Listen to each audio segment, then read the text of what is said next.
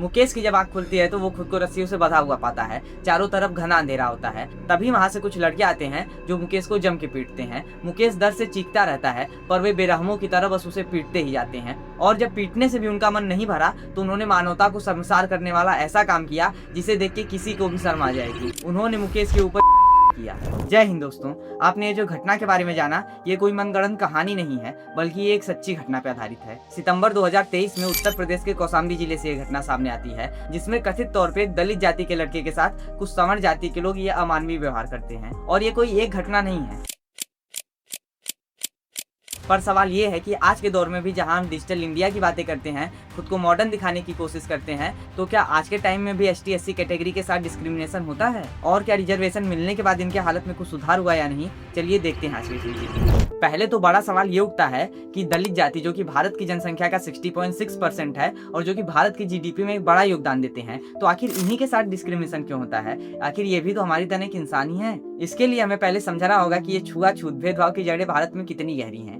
ये बात है 600 BC की, जिसे हम वैदिक काल भी कहते हैं। उस समय समाज 4 वर्णों में बटा था, ब्राह्मण, क्षत्रिय, वैश्य और शूद्र, जिसमें सभी के काम बटे हुए थे। जैसे ब्राह्मणों का काम यज्ञ करना, वेदों का अध्ययन करना और अपने ज्ञान से समाज का कल्याण करना। क्षत्रिय का कार्य देश और समाज की रक्षा करना। वहीं वैश्य का काम था व्यापार, कृषि और पशुपालन आदि संभालना। और शूद्रों का काम था अन्य 3 वर्णों की सेवा करना।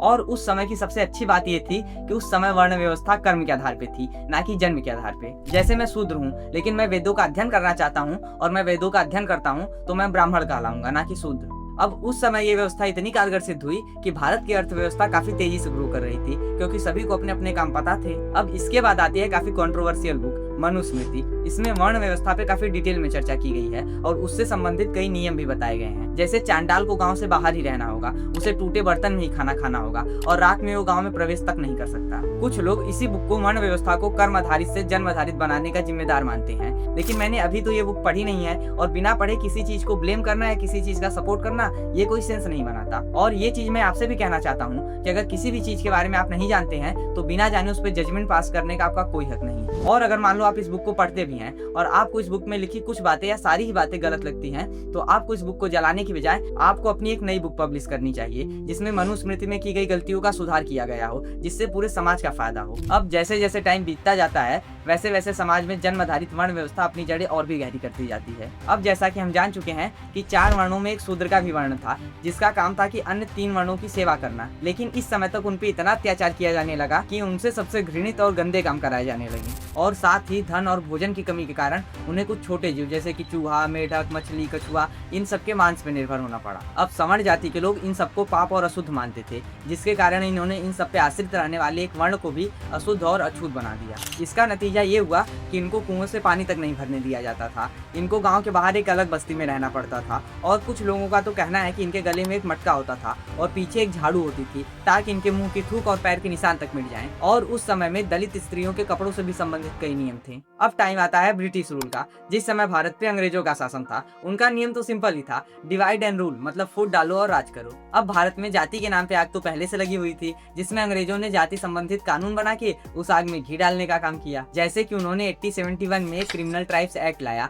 जिसके तहत उन्होंने भारत में रहने वाले 200 से अधिक घुमंतु और पिछड़े जातियों को सीधे ही जन्मजात अपराधी घोषित कर दिया। इस समय जातिवाद अपने पीक पे चल रहा था, पर इसी के विपरीत कुछ ऐसे भी लोग थे जो इनके शोषण के खिलाफ और समाज में इनके अधिकार के लिए लड़ रहे थे। अब सभी के नाम लेना तो यहाँ पे पॉसिबल नहीं है, पर ज्योतिराव फूले, पेरियार ईवी स्वामी और डॉक्टर BR अम्बेडकर उनमें से एक थे। इनमें से BR अम्बेडकर तो खुद दलित समुदाय से आते थे, इसीलिए उन्होंने दलितों पे हो रहे अत्याचारों को खुद महसूस किया और इसी का नतीजा है कि उनके जीवन का केवल एक गोल था, दलितों को उनका अधिकार दिलाना। और आगे जाके उन्होंने रिजर्वेशन का कानून लाया जिससे दलितों का उत्थान हो सके। और आज के टाइम में SC ST act, abolition act जैसे और कई कानून हैं जो भारत में दलितों को उनका हक दिलाने के लिए बनाया गया है। पर सवाल अभी भी वही है कि क्या इतना सब करने के बावजूद भी आज के टाइम में दलितों के साथ डिस्क्रिमिनेशन होता है? दलित लोग नीची कास्ट होती है, खाने के लिए आएंगे वो तो अलग बैठ के खाएंगे। SC के लोग हैं, हम उन्हें नीची कास्ट मानते हैं। हम चमा चूड़ा पता नहीं क्या क्या शब्द यूज होते हैं। यूजुअली अपर कास्ट कोशिश करते हैं कि उनकी अपनी एक दोस्ती होगी। 2 जनरल कैटेगरी के लोगों में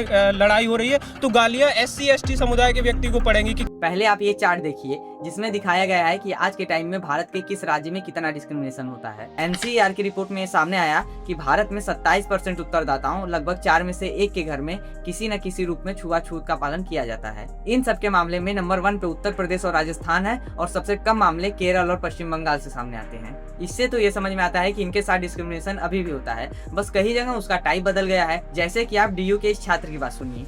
ऐसे कोई नहीं है कि जाति के नाम पर डायरेक्ट आपको गाली ही दे, तो फिर जो है वो कास्ट बेस्ड डिस्क्रिमिनेशन में आएगा। आपको कोटे के नाम पर या फिर किसी और तरीके से व्यंग कस करके फिर आपको बार बार वो याद दिलाया जाता है। पर क्या इतना सब कानून लाने के बावजूद भी दलितों के हालत में कोई सुधार नहीं हुआ? देखो, अगर हम भेदभाव को खत्म करने की बात करते हैं तो इसके लिए सबसे जरूरी फैक्टर है कि लोगों को ज्यादा से ज्यादा एजुकेट किया जाए। जैसा कि हमने पहले ही देखा कि केरला में इन सब का मामला काफी कम आता है। ऐसा क्यों पता है आपको? क्योंकि केरला लिटरेसी रेट यानी साक्षरता दर के मामले में नंबर 1 पे है। देखो, 1961 में दलित समाज में साक्षरता दर 10% थी, जो कि 2011 की जनगणना के अनुसार बढ़ के 66% हो गई है। इसका मतलब कि इनकी साक्षरता दर में 55% से ग्रोथ हुई है। और यही कारण है कि आज के टाइम में हमें दलितों के साथ उस लेवल का डिस्क्रिमिनेशन नहीं देखने को मिलता, और अगर आपको ये मिलेगा भी तो गांव के इलाकों में मिलेगा। लेकिन क्या कारण है कि भेदभाव अभी भी पूरी तरीके से खत्म नहीं हुआ? अब इसका तो सीधा सा कारण ये भी है कि कुछ लोग पढ़े लिखे मूर्ख हैं, मतलब वो बुक्स को पढ़ के समझे नहीं है, बस वो उसे रटते गए हैं। लेकिन इसका एक और भी कारण है जिसके लिए आपको सिक्के का दूसरा पहलू भी देखना होगा। जहाँ पे एक और ज्यादातर दलित लोग शिक्षित होकर अपने अधिकारों के प्रति जागरूक हो रहे हैं, वहीं पे दूसरी तरफ कुछ ऐसे भी लोग हैं।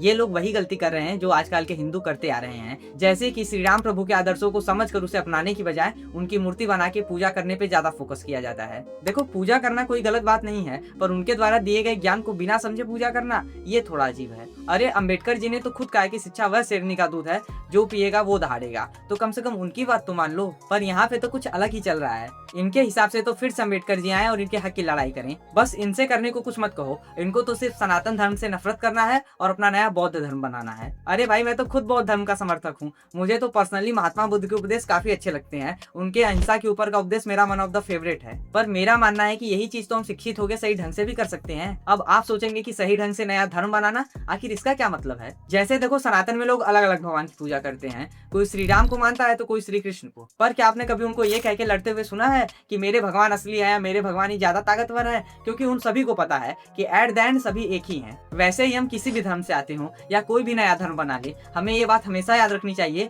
कि आखिर में हम उसी एक ही परमेश्वर की पूजा करते हैं। हम भले ही मोतियों की तरह अलग अलग धर्मों में बटे हुए हों, पर अंत में जाके हम सभी भारतीय रूपी एक ही धागे से पिरोए गए हों, तभी जाके हमारा देश भारत महान बन पाएगा। इसमें अब जनरल या ओबीसी कास्ट वालों को भी चाहिए कि वो SC ST कास्ट वालों के साथ डिस्क्रिमिनेशन न करें, और इसमें ST SC वालों को भी चाहिए कि वो अपने अधिकारों का गलत यूज ना करें, जिससे किसी की जिंदगी बर्बाद हो जाए। तो इसी नोट के साथ करते हैं वीडियो का यही अंत। अगर वीडियो आपको अच्छी लगी हो तो इसे अपने दोस्तों के साथ शेयर करना भूलिएगा मत, और अगर आपको वीडियो में कहीं भी कोई भी प्रॉब्लम लगा हो तो आप कमेंट में नीचे बता सकते हैं, ताकि अगली वीडियो में मैं उसे और इम्प्रूव कर सकूं। बाकी मिलते हैं ऐसे ही किसी धमाकेदार वीडियो में, तब तक के लिए जय हिंद, जय भारत।